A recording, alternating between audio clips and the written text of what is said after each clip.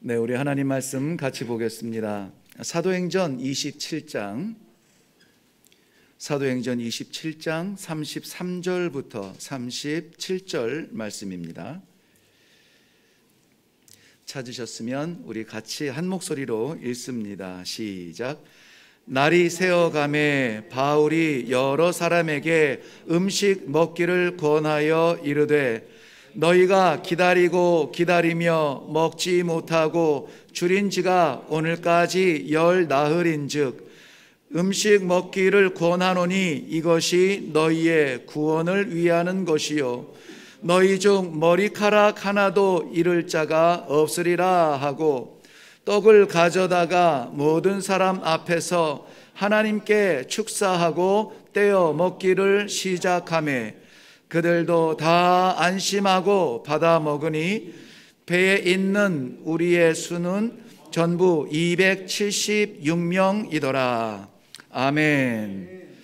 네, 우리 장로님께서 기도해 주셨지만 말씀 전에 다시 한번 기도하겠습니다. 살아계셔서 역사하시는 하나님 아버지, 은혜를 감사합니다. 온 세상 어둡고 여전히 힘든 중에도 하나님 위로와 평안의 기회를 주시어서 이렇게 민족 명절을 허락하셔서 저희들에게 추석을 지낼 수 있도록 은혜를 베풀어 주시니 감사합니다. 이런 중에도 우리가 마음 빼앗기지 아니하며 주님 전을 향하여 올라와 기필코라도 말씀 한 절 받고 내려가기 위한 주의 백성들이 있습니다. 이 시간 친히 말씀하여 주시어서 하나님과 우리 주님의 백성들 간에 영적인 끈끈하고 따뜻한 뜨거운 심령의 교류가 있게 하여 주옵소서. 하늘문이 활짝 열리며 저희들의 마음이 은혜로 가득 채워지는 시간이 되게 하실 줄로 믿사옵고 예수님 이름으로 기도하옵나이다. 아멘.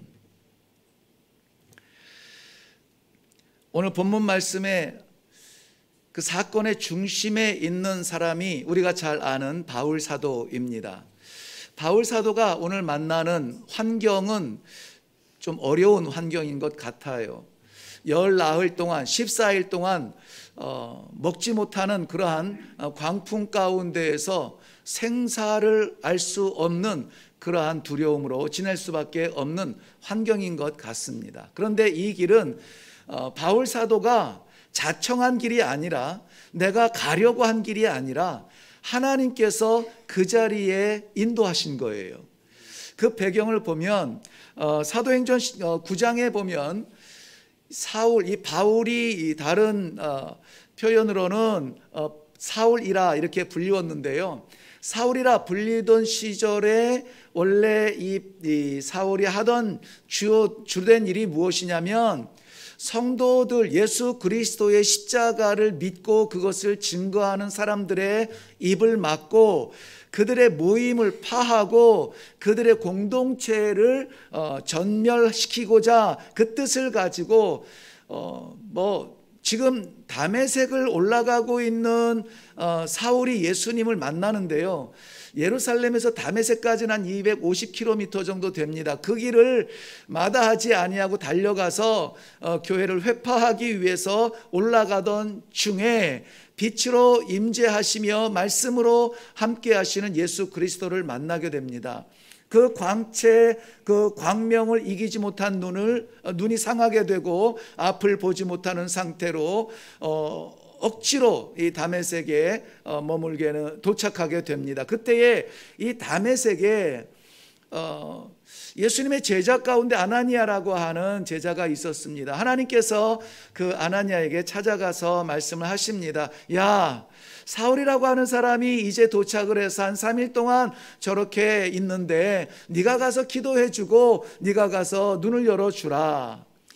아나니아는 예수님의 제자였고 십자가를 붙들기 위하여서 모든 희생을 감당하던 사람입니다. 당연히 이렇게 말할 수밖에 없죠. 그건 못합니다. 하나님, 저 사람 어떤 사람인지 아시잖아요. 우리 모이는 우리 성도들 형제 자매들을 잔멸하려고 이곳까지 달려온 사람입니다. 악명이 높습니다. 아시잖아요. 스데반 집사님의 순교의 현장에서 옷을 들어 증인이 되어졌던 그 사람입니다. 하나님께서 그 아나니아에게 말씀하시는 것이 얼마나 위로가 되는지 모릅니다. 안다, 나도 안다. 그런데 그는 내가 이방인과 왕들과 세상의 권세자들 앞에 이 복음을 증거하기 위하여서, 전파하기 위하여서 세운 나의 그릇이니라, 이렇게 말씀하세요. 참 하나님은 이해 안 될 때가 많습니다. 괜찮은 사람, 할 만한 사람, 착하고 순전하고 그저 평소에도 진실만 말하는 그러한 사람을 쓰시면 얼마나 효과가 좋을 텐데요. 이 극적인 모습을 보세요. 당시의 교회를 압박하고 압제하고 핍박하던 대표적인 인물을 하나님께서 내가 이방을 위하여서, 이 세상의 권세자들과 왕들을 위하여서 복음을 증거하려고 내가 준비한 나의 그릇이다. 여기 그릇이라고 하는 것은 이제 좋은 표현으로 그릇이라고 했는데요. 본문에 가깝게 해석을 하면은 나의 도구다. 도구라는 거예요. 내가 쓸 물건이다라는 것입니다. 그런데 어쩌자고 그런 물건을 쓰세요, 하나님? 좋은 사람 많은데 어쩌자고 그런 악한 사람을 쓰세요? 말할 수 있겠으나 하나님의 작정하심을 따라 아나니아가 가서 기도하고 그 눈을 열어서 그가 복음의 사역자로 쓰임받게 됩니다. 하나님께서 약속하시고 명령하신 대로 바울 사도는 이방 땅, 즉 하나님의 선민이라고 생각했던 이스라엘 밖의 혈통적 이방인들, 도저히 하나님 우리와 믿음을 같이 할 수 없는 그러한 짐승 같은 사람들, 그 사람들을 위해서 거의 약 30여 년 동안, 32년이라고 말씀드릴 수가 있겠는데요, 30여 년 동안 그 당시에 지구촌이라고 하는 로마의 전역을 다니면서 주의 복음을 증거하는 선교 사명을 다합니다. 그것도 한 번도 아니고 두 번도 아니고 세 차례에 걸쳐서 마지막까지 최선을 다하고 드디어 32년의 선교적 사명을 마치고 나서 거기에서 순교를 하게 됩니다. 그러니 32년이라고 하는 세월이 길다면 길겠지만 마칠 수밖에 없는 것도 지쳐서 마친 거 아닙니다. 뭔가 힘들어서 마친 게 아니고 이제는 할 만큼 했다 해서 마친 거 아니고 순교의 현장으로 말미암아 복음의 끝이 거기까지인 것이에요. 근데 복음의 끝이 사도 바울을 통한 이방의 선교가 거기까지이지, 사실은 그 사도 바울의 그런 발자취를, 그가 전하던 그 복음을 다음 세대인 우리 교회들이 여전히 짊어지고 이방 땅, 이 세상 지구촌의 끝을 향하여서 나아가는 사명적 존재들이에요. 우리 그런 거 잘 몰라서 못한다고요? 지금 이제 늙어서 못한다고요? 능력이 없어서 못하고 나는 그럴 만한 존재가 안 돼서 못한다고요? 괜찮아요. 우리는 못합니다. 근데 하나님께서 작정하시고 내가 너를 쓰겠다 작정하시면은 우리가 상상할 수 없는 일들을 우리는 감당하게 될 것입니다. 그렇게 해서 세 차례나 이방 땅을 지금으로 말하면 터키며 그리스며 예루살렘에서부터 그 옛날 그곳까지 다니면서 선교 사역을 마치고 이제 예루살렘으로 마지막 3차 선교를 마치고 돌아가던 길입니다. 많은 영적인 사람들이 기도 가운데 직감을 하고 하나님이 주시는 예감을 알고 예언을 합니다.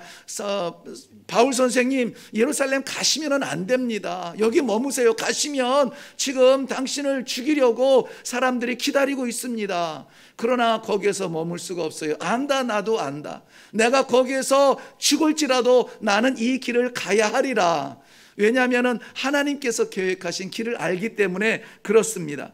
사도행전 23장 12절 말씀에 보면은 그것이 염려나 어떤 우려가 아니라 실제적으로 바울을 죽이기 전에는 먹지도 아니하고 마시지도 아니하겠다고 40여 명이 칼을 품고 기다리고 있는 길이었습니다. 그 길을 이 사도 바울을 하나님께서 보내시고 계시는 것입니다.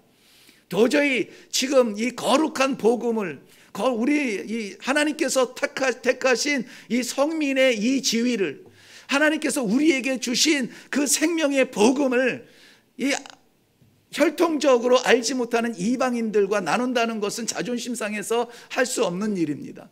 그 입을 막아야 되겠습니다. 그 말을 못하게 해야 되겠습니다. 그래서 그를 가두기도 합니다. 때리기도 합니다. 그것도 안 되니까는 심지어 죽이려고 지금 작정을 하고 있는데요. 거기에 누가 증인이냐면 대제사장들과 장로들이 증인이 되고 있습니다. 그래, 한번 해봐. 당신들이라면 할 수 있어. 그걸 막으려고 하고 있다는 것이죠. 아니나 다를까 예루살렘에 돌아와서 그의 선교적 복음의 현장들을 나눕니다. 하나님께서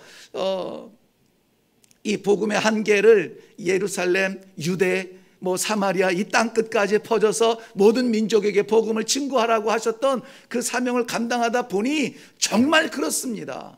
이 복음은 우리 안에 있어서는 안 되고 이것은 퍼뜨려지고 나가야만 되는 것이었습니다. 이것은 우리의 한계 속에 갇혀 있어서는 안 됩니다. 땅끝에 저 민족까지라도 들어야 될 예수 그리스도의 십자가입니다 라고 이렇게 증거를 하고 있습니다. 그러던 가운데 정말 놀라운 일들을 많이 봐요. 유대인이 아니고 개처럼 여기는, 죄인처럼 여기는 이방인들도 예배당에 그 성전에 들어와서 예배드리며 함께 하나님의 성령을 받으며 방언을 하며 하나님의 역사를 나타내는 그러한 기적들을 보게 되는 것입니다. 아, 이것은 갇혀 있어서는 안 되는 거구나. 터뜨리고 퍼져서 나가야 되는 거구나. 그걸 감당 못하는 게 누구냐면 유대인들이었던 것이죠. 우리 건데, 내 건데, 우리 안에 이 보석 같은 하늘의 복음인데, 하나님의 백성인데, 이것이 깨트려지고 퍼져나가는 그 현장에 하나님께서 사용하시는 바울 사도였습니다. 예루살렘에서 그는 여전히 이 복음에 대하여서 이방인들도 하나님의 은혜를 받고 구원받는 소식을 전하면서 유대인들에게 미움을 받고 저 입을 닫아야 된다. 그를 죽이려고 지금 몰매를 때리고 있습니다. 옷을 찢고 때리고 그 웅성웅성한 소문 때문에 로마의 군병들이 출동을 합니다. 가서 보니까는 사람이 맞아 죽게 생겼습니다. 그리하여서 재판 없이 때려 죽이는 것이 허락되지 아니한 상황에서 그를 옥에 가둡니다. 그런데 이 사도 바울이 로마의 시민권이 있는 사람이에요. 아버지가 이 천막 텐트 메이커로서 돈을 많이 벌었습니다. 그 당시에 이 영토 확장을 위하여서 로마의 군대들이 세계 방방곡곡에 나아가 출동하고 전쟁을 치러야 하는데, 군인들이 출동을 한다면 군인들의 텐트는 반드시 써야 되는 것이거든요. 그래서 그 군인들, 그건 뭐라고 하죠? 군수 물품이요? 그런 거 공급을 통하여서 많은 돈을 벌고 재정적으로 좀 넉넉한 부요함을 가지고 그걸로 인하여서 당시의 부자들이 늘 그랬듯이 로마의 시민권을 사게 됩니다. 그래, 이 백부장이나 천부장 가운데서도 그런 사람들이 많이 있어요. 그런데 나는 날 때부터, 내가 산 게 아니라 날 때부터 로마의 시민이다, 이것을 주장하면서 로마의 황제에게 재판받을 것을 이렇게 뭐라고 하죠? 네, 그것을 말하게 됩니다. 아무리 생각해도 이 사람한테는 죽을 죄가 있을 것이 없는데 이제 황제에게 재판받기로 그렇게 신청을 했으니까 어쩔 수 없이 가긴 가는데 무죄야, 죽을 죄가 아니야, 우리가 풀어줄 수도 있는데 이미 이 상소가 올라갔기 때문에 당신은 어쩔 수 없이 로마로 가야 됩니다 하고 이 로마 시민 죄인을 재판받기 위해서 로마로 데리고 가는데, 예루살렘에서 로마까지 지중해를 가로질러서 가는 길이에요. 지중해를 가로질러서 거의 로마에 도착하기 직전에 섬에 머물러 출발하다가 이거 지금 태풍이 불 때인데 좀 머물렀다 가면 좋을 것 같아요. 자세한 얘기를 다 설명드리지는 못합니다. 배경만 설명드려요. 그래서 조금 더 안전한 곳에 머물러 있다 가면 어떨까요? 이렇게 권면을 하지만, 그러나 그 배에 있는 사람들은 워낙 먼 거리를 다니던 상선이기도 하고 또 그 배를 몰고 다니던 그러한 사람들도, 선원들도 이미 베테랑들이고 그 안에는 담력으로 치자면 세계에서 제일 가는 로마의 군인들이 있습니다. 그러한 사람들이 276명이 오늘 보면은 배 위에 있다고 그랬습니다. 제가 그 일부 예배를 마치고 들은 이야기인데요. 우리나라 그 해군의 그 장교를 전역하신 분인데, 우리나라 삼면이 바다인 우리나라도 해군력이 막강하지 않습니까? 그 중에서 전투에 나서서 가장 핵심적인 역할을 하는 그런 배들이 잠수함도 있고 항공모함도 있고 많은데, 그거 이제 전투함이라고 하는데요. 우리나라에서 가장 큰 전투함에 탈 수 있는 인원이 맥시멈이 300명이래요. 그러니까는 지금 우리 대한민국 해군역에 가장 많은 병사가 탈 수 있는 배가 300명인데 지금 그 2000년 전에 로마로 가는 그 상선이 얼마나 큰지 276명이 타고 있다는 것입니다. 각계의 베테랑들이 다 있죠. 강한 로마의 병사들이 있죠. 죄수를 후송하기 때문에. 상술로 치면은 그 무역선을 탄 그 상인들만큼 지혜로운 사람들이 있을까요? 그 사람들이 그 안에 있습니다. 장거리, 그 먼 거리, 예루살렘에서 로마까지 가는 그 먼 거리를 가는 배를 아무나 할 수 있나요? 경력자들입니다. 기술과 능력과 모든 것이 뛰어나지만 그들이 만난 유라굴로라고 하는 광풍은 저들이 피하지 못하고, 이 광풍이 유라굴로라고 하는 말은 유로스라는 말이 이제 동풍이라는 건데요. 동풍이고 북풍이고 이 두 계절풍이 만나서 부닥쳐서 몰아치면서 상상할 수 없는, 생각할 수 없는 그러한 태풍이 되는데, 우리 얼마 전에 지나간 태풍 이름이 뭐죠? 무슨? 네, 그 태풍. 그게 전무후무하다 그랬죠? 이제까지 이 대한민국 한반도를 강타했던 태풍 중에서는 제일 강한 거였다고 그래요. 그러니 저 대통령실부터 저 시골에 있는 그러한 작은 아이들까지 모르는 사람이 없습니다. 언제 도착할 거다, 뭐를 대비해야 된다, 담을 쌓아라, 모래를 쌓아라, 얼마나 준비를 했는지 몰라요. 근데 그 태풍이 지금도 우리 장로님 기도했습니다마는 아직도 그 수해 복구가 완전히 되지 않고 여전히 땀 흘리고 이 고통 속에서 이 추석을 보내는 우리의 이웃들이 많이 있는 상황이에요. 며칠이나 지나갔다 그랬죠? 하루예요. 하루 지나간 태풍에 세계 10대 강국이라 자랑하는 이 대한민국이 온통 밤을 새면서 준비하고 대비하고 해도 막을 수 없었던, 그냥 이렇게 당했으니 이렇게 메꿉시다라고 할 수밖에 없는 그러한 상황이에요. 근데 이 유라굴로 광풍을 만났는데요, 그 선수들도, 그 군인들도, 그 상인들도 아무것도 할 수 있는 게 없어요. 자그마치 14일 밤낮을 몰아치는 이 유라굴로 광풍 때문에 그저 넉넉고 생존을 위하여서 몸부림칠 수밖에 없었습니다. 심지어는 그 죄수 호송하는 배는 아니었습니다만은 무역선이기 때문에 얼마나 귀한 것들이 많습니까? 거기 있는 배들을 다 내려보내요. 다 버리고 목숨이나 좀 유지하자 하고 몸부림치며 지냈던 보름, 14일 밤낮이었습니다. 그런데 이런 태풍, 이들만 만난 게 아니라는 거죠. 우리 인생 가운데서도 지금 이 배가 276명이 탈 배면 어마어마하게 큰 배라 하지만 지중해라고 하는 대양에서 보면은 쪽배에 지나지 않는 겁니다. 바람이 일로 불면 일로 휘충되고 바람이 절로 불면 절로 휘충되고 하는 그런 쪽배밖에 안 되는 거예요. 아무리 대단한 인생을 살고 내가 대단한 지식을 쌓았고 대단한 자리에 올라갔을지라도 불현듯 불어오는 이 인생의 유라굴로 앞에는 우리 아무것도 대처를 못하잖아요. 지구촌에 얼마나 강한 나라 많고 얼마나 부자 나라 많고 얼마나 강한 무기 많습니까? 코로나로 알지도 못하는 이 질병 몰아붙이니까는 온 세계가 꼼짝 못하잖아요. 지구촌을 바라볼 곳도 없어요. 우리 자신을 한번 보세요. 우리가 막을 수 없는 유라굴로가 있습니다. 우리도 그런 태풍을 만납니다. 상상할 수 없는 아픔을, 고통을 만나게 되어 있습니다.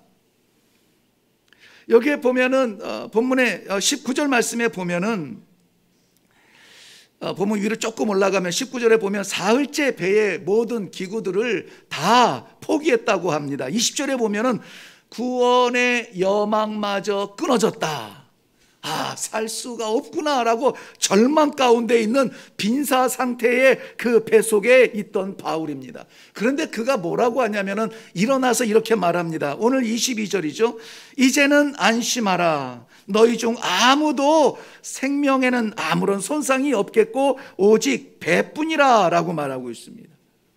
아니, 그 배에서는 아마 가장 보잘것없는 존재죠. 선원도 아니고 상인도 아니고 군인도 아니고 끌려가는 죄수이고 자유스럽지 않은 존재입니다. 지가 뭔데 안심하라 이렇게 말해요. 당신들 아무도 생명을 건드리지 않을 것이다. 머리털 하나 상하지 아니할 것이다 라고 말합니다. 근거가 뭡니까? 그 근거가 이렇게 말을 하고 있어요. 내가 섬기는 하나님의 사자가 내게 말하셨다. 어젯밤에 내가 섬기는 하나님의 사자가 내게 말씀하시기를 두려워하지 말라, 안심하라, 머리털 하나 상치 아니하리라. 그거 한마디. 실력도 없고 힘도 없고 자격도 없고 아무것도 없는 죄수인 바울이 276명 그 유라굴로 폭풍 속에 보름 가까이 보름을 사투하면서 보내는 그 사람들에게 안심하라 이렇게 말하고 있는 것입니다. 뭐 때문에요? 하나님의 약속 때문에. 하나님의 약속이 있는 사람은 지금 형편과 내 자격을 떠나서 이렇게 선포할 수 있어야 됩니다. 안심하라, 안심하라. 밑도 끝도 없이 하는 이야기면 안 되죠. 공갈이죠. 그러나 하나님의 약속을 받고 하나님 정말 주님께서는 나를 지키십니다. 주님께서는 나를 사랑하십니다. 주님 나를 놓지 아니하시죠. 여호와 나의 목자 되시죠. 이 약속의 말씀이 있는 사람은 그렇게 선포할 수가 있어야 됩니다. 어려울 때 아이고 큰일 났네요. 아플 때 저런저런 혀를 차고 괴로울 때 그만둘까 보다 누가 그 말 못합니까? 그 순간에 찬송하며 감사하며 안심하세요, 평안히 있으세요 라고 말할 수 있는 사람, 하나님의 사람들입니다. 하나님의 사람들이에요. 아무쪼록 이 명절에 우리는 많은 사람들, 특별히 우리 가족들을 만납니다. 가족들 가운데서도 이런저런 형편 가운데 삶의 이야기들을 나눌 것입니다.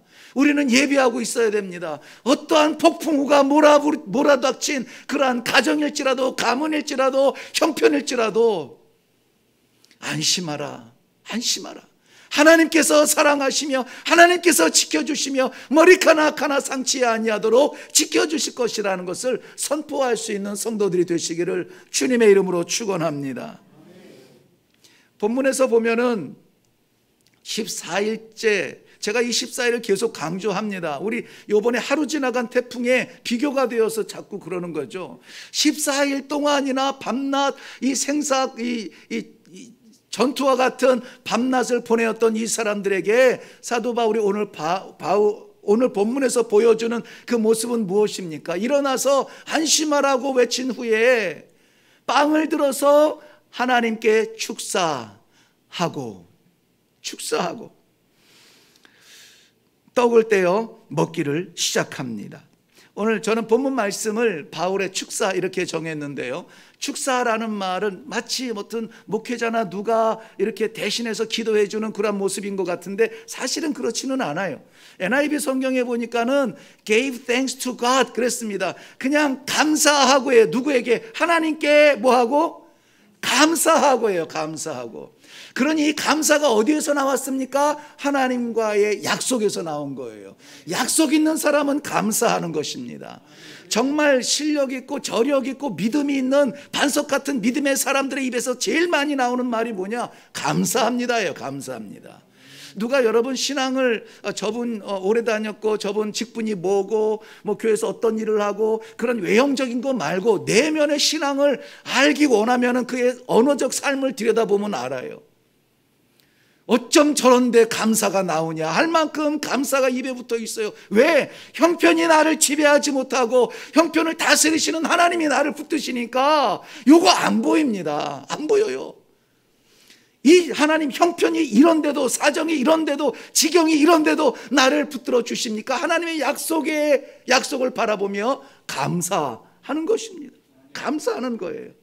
이러한 감사가 우리 성도님들의 가정마다 삶마다 오늘 하루에도 삶의 현장마다 나타날 수 있기를 주님의 이름으로 축원합니다. 감사할 만할 때 감사한 것은 누구나 해요. 그런데 오늘 사도 바울이 감사한 것은 14일 밤낮 몰아치던 유라굴로 폭풍 가운데 하는 감사예요. 무슨 말씀이냐면 폭풍 중에도 감사할 수 있어야 된다는 거예요. 이게 하나님의 사람의 모습입니다. 이게 예수 그리스도를 믿는 사람들의 모습이에요. 이게 성도입니다. 유라굴로 당연히 재간이 없습니다. 쪽배와 같아요. 아무리 큰 배라도 파손 직전입니다. 그런데 이러한 돌풍과 이러한 광풍 앞에서 감사할 수 있다니요. 이것이 성경 안에 갇혀 있는 소설이 안 되려면은 이때 이것을 다스리던 하나님이 오늘도 다스린다라고 하는 것을 믿는 믿음이 있다면 우리도 이러한 인생의 광풍에서 어떻게 해야 돼요? 감사해야 돼요. 아이고 하나님 어떡하면 좋아요. 주저앉아서 눈물 흘리는 거 누구나 한다고요. 질병의 유라굴로를 만났을 때에 우리는 건강 주시면 정말 하나님의 일 열심히 할 것 같은데 이해할 수 없는, 꼭 내가 술 담배 하지 않았는데도 무너져 가는데 건강 어찌하면 좋습니까? 이해가 안 됩니다. 그러한 이 질병의 유라굴로 앞에서 우리는 감사할 수 있어야 된다는 것입니다. 경제적 파탄, 우리가 열심히 했고 모든 경험 총동원했고 아는 사람 다 동원했고 밤을 새워서 씨름했고 컴퓨터 두들기느라고 해봤는데 안 되는 경제적 이 유라굴로 광풍 앞에서 우리는 어떻게 해야 됩니까? 하나님 앞에서 감사할 수 있어야 돼요. 이거 신앙 없으면 미친 사람입니다. 우리는 세상의 경제 질서나 이 윤리적 질서나 건강의 질서 따라가는 것이 아니라 하나님의 하늘의 질서로 살아가는 사람들입니다. 그러므로 이러한 광풍 속에 있다고 여겨지는 그러한 뜨끔한 가슴 심정을 가지고 있는 분들, 그러한 날들을 보내고 어젯밤에 그것 때문에 잠못을 이루었거든 오늘 아침에 감사가 회복되어지기를 바랍니다. 감사할 수 있기를 바랍니다. 사도행전 16장을 보세요. 거기 보면은 바울과 실라 이야기가 나오는데요. 바울과 실라가 복음을 전합니다. 복음도 전하고 귀신도 쫓아내고 어떤 사람이 나쁜 그 귀신 들린 여인을 써가지고 점쳐라 그래가지고 점치고 돈 받는 거 자기가 다 착복하고, 그런데 그 영혼을 불쌍히 여긴 바울이 그 귀신을 쫓아내버립니다. 여인이 온전한 정신으로 돌아옵니다. 귀신이 할 수 있는 일을 할 수 없게 됩니다. 그러니 그 귀신 들린 여인을 부려먹으면서 착복하였던 주인이 이 바울을 고발을 합니다. 옷을 찢고 매를 때리고 옥에 가둡니다. 착고에 찹니다. 쇠사슬로 손발을 묶습니다. 그래도 막을 수 없는 것이 있었어요. 뭐냐면 성경 말씀에 보면은 저들이 거기에서 기도와 찬송을 하였다 그랬어요. 어디에서? 감옥에서. 죄를 졌나요? 아닙니다. 복음을 전했어요. 영혼을 사랑하여서 귀신을 쫓아내 줬어요. 그런데 저들이 옥에 갇힙니다. 그거 하지 못하도록 착고에 채이고 그 말하지 못하도록 문매를 때립니다. 그 가운데 있지 아니하는 것은 감사와 찬송입니다. 감사와 찬송의 그 소리를 누가 듣느냐? 그 옥에 갇혀 있는 죄수들이 다 듣더라. 듣기만 했나요? 저들이 눈으로 보았습니다. 뭘 보았습니까? 이 손과 발을 묶어 놓았던 착고가 풀어지고 옥문이 열리고 저들이 자유롭게 되는 것을 눈으로 보게 된 것입니다. 이 정도 담대한 믿음은 두려울 것이 없습니다. 역사가 나타나죠. 간증이 됩니다. 구경하느라고 야 좋겠다, 우와 부럽다가 아니라 내 삶 가운데 그런 역사가 나타난다고요. 기도하고 하나님께 찬송하는 감사의 생활이 듣는 간증이 아니라 우리가 할 수 있는 간증의 자리에서 설 수 있기를 바랍니다. 어떤 상황에서도 감사와 찬송을 잊지 않았던 사도 바울이었습니다. 그는 넘치는 간증의 삶의 현장에 있었고 많은 간증들이 있죠. 그래서 항상 기뻐하라, 쉬지 말고 기도하라, 범사에 뭐하라? 감사하라. 왜 그래야 됩니까? 이는 그리스도 예수 안에 있는 너희를 향한 누구의 뜻이에요? 하나님의 뜻이라 그랬습니다.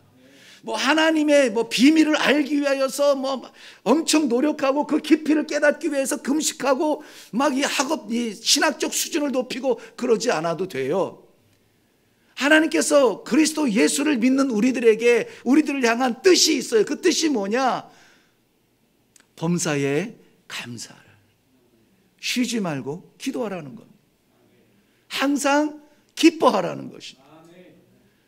사랑하는 성도 여러분에게 이 기초적인 역사가 나타나기를 바랍니다.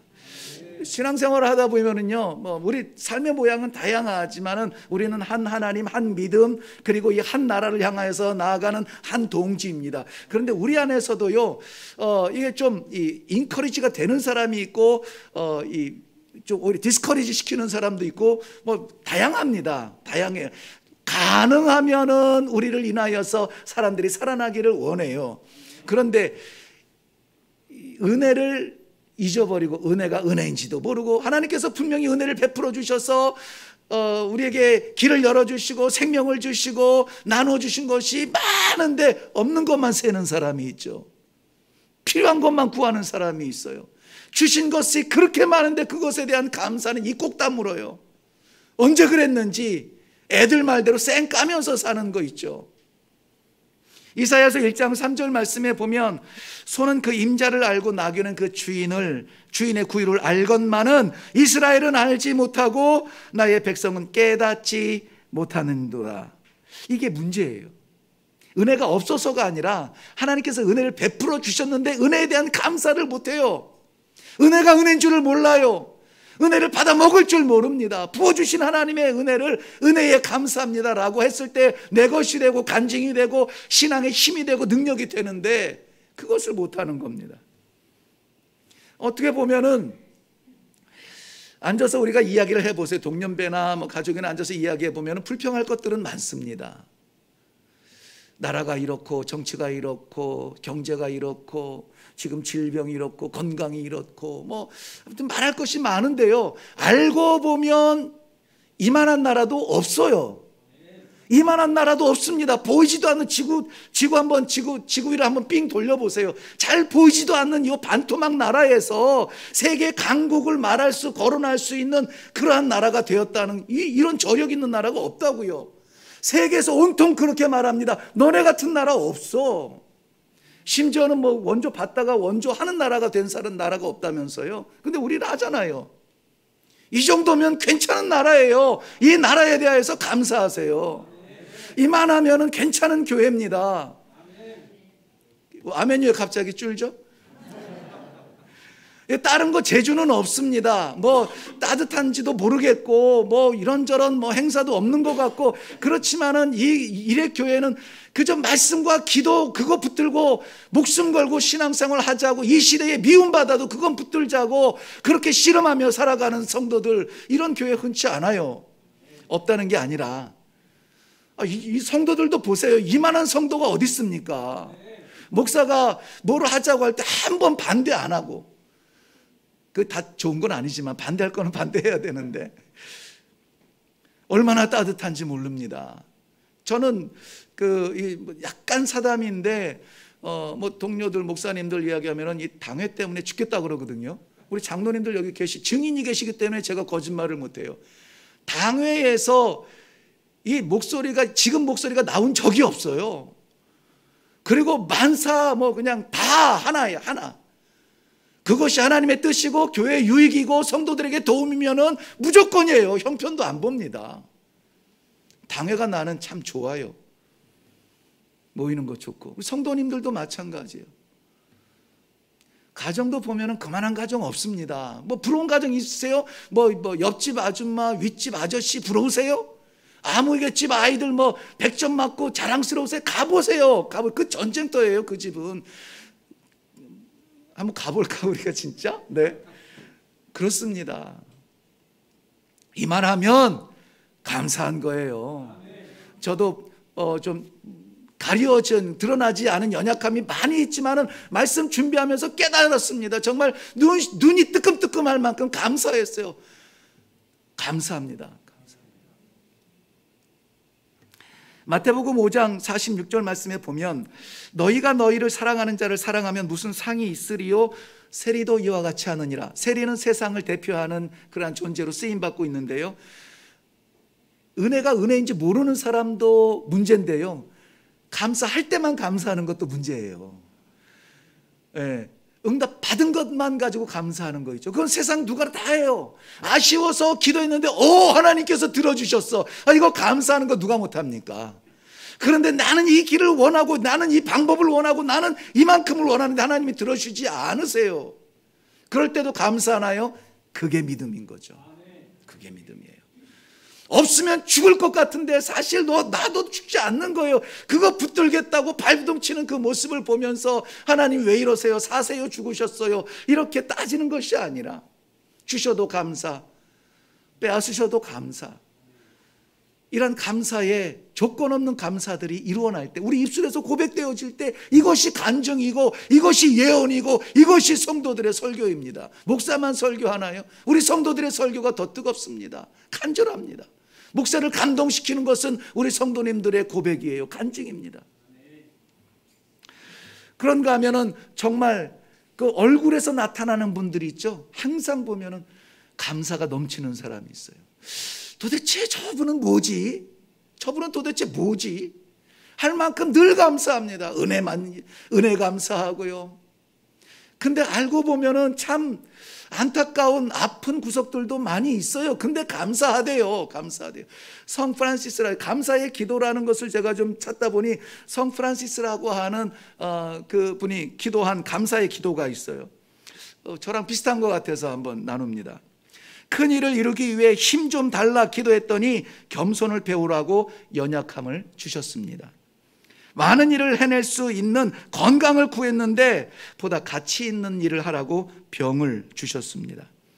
행복해지고 싶어 기도했는데 기도와 지혜로워지라고 가난을 주셨습니다. 세상 사람들의 칭찬을 받고 싶어서 성공을 구했는데 뽐내지 말라고 실패를 주셨습니다. 삶을 누릴 수 있게 모든 것을 달라 기도했는데 모든 것을 누릴 수 있는 삶 자체를, 생명을 주셨습니다. 구한 것 하나도 주시지 않았지만 내 소원 모두를 들어주셨습니다. 하나님의 뜻을 따르지 못한 삶이었지만 내 마음속에 진작 표현하지 못한 기도는 모두 들어주셨습니다. 나는 가장 많은 축복을 받은 사람입니다. 이러한 마음이 있을 때 주여 나를 평화의 도구로 써 주소서 찬송할 수 있는 겁니다. 아직 혹시 유라굴로의 폭풍 가운데 있는 분이 계십니까? 유라굴로의 그 바람이 잦아지기 전에, 유라굴로의 시꺼먼 그 구름이 물러가기 전에 우리가 회복할 것이 있는데요, 먼저 해야 될 것이 있는데 그것이 감사입니다. 감사할 수 있기를 바랍니다. 하나님께서는 저에게 제가 게을러질 때에 상처를 주셨어요. 제가 힘들 때에 기도의 제목들을 주셨습니다. 이것은 나를 짓누르는 그러한 이 억압이나 압박이 아니라 기도에 집중을 하니 내가 아무것도 아닌 것 가지고 씨름하고 있었음을 알 수가 있었습니다. 사랑하는 성도 여러분, 엄청난 기적 앞에서 감사하려고 준비하지 마시고 작은 것에 감사할 수 있기를 바랍니다. 오늘 유라굴로 14일의 광풍, 밤낮 자지 못하고 씨름하며 싸워왔던 그 순간, 이미 3일째 되던 날 모든 짐을 다 버렸다고 그랬습니다. 남은 것이 없어요. 근데 바울은 빵 쪼가리를 들고 이렇게 기도하는 거죠. 하나님께 축사하고 35절 말씀 보면 떡을 가져다가 모든 사람 앞에 하나님께 축사하고 떼어 먹기를 시작하였다. 몇 명이서? 276명이서. 생각해 보세요. 276명이 빵을 먹으려면 빵이 얼마나 있어야 될까요? 어마어마하게 있어야 됩니다. 그런데 다른 건 다 버렸는데 걔네만 간직이 됐을까요? 많지 않을 겁니다. 또 지금처럼 뭐 삼립땡빵처럼 이렇게 포장이 잘 돼 있는 상태도 아닐 거예요. 그냥 천 같은 데 둘둘둘 말아놓은 그런 것일 수도 있습니다. 어떤 것은 발에 밟히고 찢겨지는 그런 쪼가리일 수 있습니다. 더러워질 수 있어요. 저건 어떻게 먹어? 그럴 수 있습니다. 그런데 그 떡을 가지고 하나님 앞에 감사하며 나눠 먹는 겁니다. 조각난 내 삶의 모습을 보세요. 주저앉고 눈 가슴 치면서 포기할 삶이라면은 누구나 할 수 있는 거죠. 소망이 안 보여요.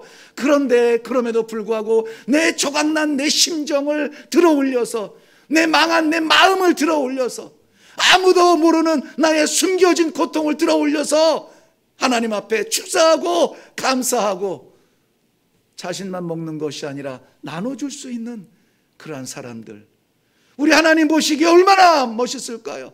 제가 그 당시를 그림으로 그릴 수 있다면 시꺼멓게 몰아치고 폭풍 위에 파도가 검푸른 파도가 일어나는 쪽배에 밝은 빛이 하나 빛나는 것이죠. 바울의 모습이죠. 밝은 빛이, 우리의 교회의 밝은 빛, 우리 가정의 밝은 빛, 이 땅 위에 밝은 빛이 빛나는 거죠. 아무것도 아닌 조각 가지고 감사하는 그 모습을 보시는 하나님 앞에 얼마나 아름다운 빛일까요?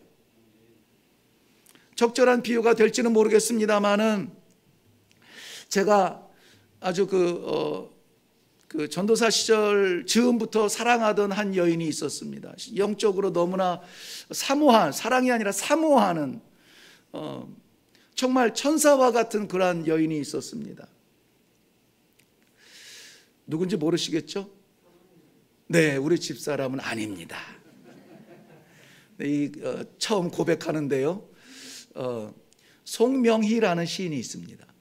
송명희, 우리 잘 아는 시인인데요, 이 자매는 태어날 때 의사의 어떤 부주의로 인하여서 평생 뇌성마비로 살아요. 뇌성마비. 어느 정도 뇌성마비냐면은 움직일 수가 없어요. 그러니까 옆으로 돌아 누워도 누군가 돌려주어야 놓을 수 있는 그러한 상태의 뇌성마비, 전적으로 무능한 육체를 가지고 있어요. 객관적인 표현으로 보면은 밥을 먹고 싶어도 못 먹습니다. 물을 마시고 싶어도 못 마셔요. 가고 싶어도 못 갑니다. 있고 싶어도 있을 수가 없습니다. 그런데 이 소녀에게 주님께서 한 가지 약속을 해주세요. 지금은 소녀 아닙니다. 이 소녀에게 내가 너와 함께 있어. 내가 너를 사용할 거야. 요것도 안 돼. 손가락도 못 움직이는 뇌성마비, 전적인 지체 부자유인 이렇게 제가 막 표현을 마구 해서 죄송합니다만 이런 표현을 받아서 마땅한 분은 아닙니다. 순결하고 고귀한 분입니다. 그러한 가운데 내가 너를 사용할 거야. 나를요? 그러한 자매에게서 찬송시가 무지하게 쏟아져 나오는데요, 그 자매의 찬송시를 보면은 좌절과 눈물과 고통의 눈물 쭉쭉 뽑는 그런 게 없어요. 감사와 찬송과 영광과 하나님 감사해요. 시간이 갔지만은 제가 나누고 싶은 시 하나가 있어요. 나라는 그러한 제목의 시입니다.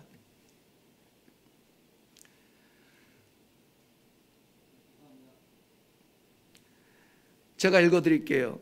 나 가진 재물 없으나, 나 남이 가진 지식 없으나, 나 남에게 있는 건강 있지 않으나, 나 남이 없는 것 있으니, 나 남이 못 본 것을 보았고, 나 남이 듣지 못한 음성을 들었고, 나 남이 받지 못한 사랑받았고, 나 남이 모르는 것 깨달았네.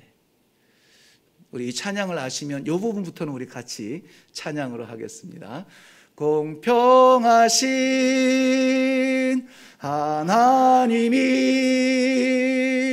나 남이 가진 건 나 없지만,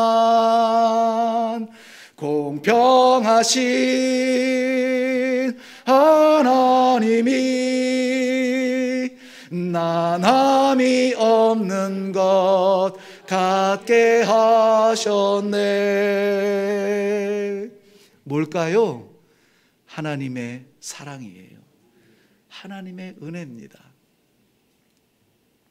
우리가 더 이 자매보다 건강하다고 말할 수가 있을까요? 우리가 이 자매보다 더 많은 것을 가졌다고 자랑할 수 있을까요? 아니에요. 그런데 우리의 감사는 어디에 있나요? 우리는 왜 그 많은 것을 감사하지 못합니까?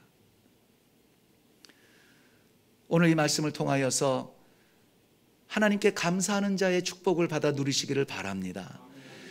바울은 감사할 수 없는 형편과 상황 속에서 하늘을 들어서 감사하고 떡을 나누었습니다. 감사에는 반드시 은혜의 열매가 있습니다. 오늘 열매는 뭐냐면 36절 말씀 보면 하나님께 축사하고 감사하고 떼어 먹기를 시작하며 그들도 다 안심하고 받아 먹더라.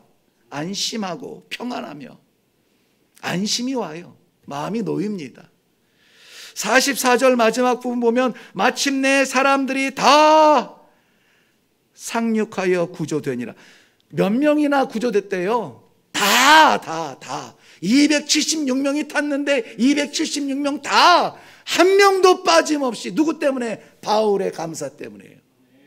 바울 한 사람 그 배에 탐으로 말미암아 하나님께서 그에게 주신 약속으로 그 배에 있는 모든 사람들이 다 한 명도 빠짐없이 상륙하여. 여기 이번 번역에는 왜 이렇게 좀 이렇게 번역했는지 몰라요. 구조되었다는 말은 뭐 물에 빠진 사람이 구조대원처럼 이렇게 구조된 것처럼 보여지는데, 이 전에 성경에서는 다 상륙하여 구원받았더라, 이 구원이라고 써 있어요. 너무나 와닿지 않습니까? 나 한 사람으로 인하여서 우리 배를 함께 타고 가고 있는 일일교회 성도들이, 우리의 가정의 식구들이 다 구원을 받았다는 거예요. 다 구원을 받았다. 이제부터 감사가 회복되어지기를 바랍니다.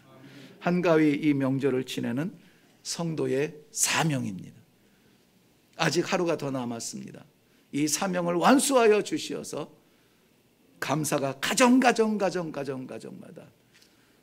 건건마다 인생의 골목골목마다 회복되어져 현실을 초월한 이 감사의 능력대로 이 불안한 시대에 안심과 평안을 선포하며 유라굴로를 뚫고 구원의 놀라운 역사가 우리의 가정과 교회와 우리 공동체 함께 있기를 주님의 이름으로 축원합니다. 기도하겠습니다. 살아계신 아버지, 은혜를 감사합니다. 감사하라. 하나님을 향하여 고개만 들어도, 하나님을 향하여 두 손만 올려도, 빈손만 올려도 우리가 감사가 나올 터인데, 불어오는 광풍을 바라보면 떨리고 두렵고 숨을 수밖에 없습니다. 사랑하는 백성들, 오늘 이 명절에 이 말씀을 주셨사오니 모든 형편들에 대하여 눈을 감고 아버지를 바라보며 감사할 수 있는 믿음이 회복되게 하여 주시옵소서. 그리하여서 열매를 거두게 하여 주시되 생명의 열매를 주셔서 다 구원받는 축복이 있게 하여 주시옵소서. 감사드리오며 예수님의 이름으로 기도하옵나이다. 아멘.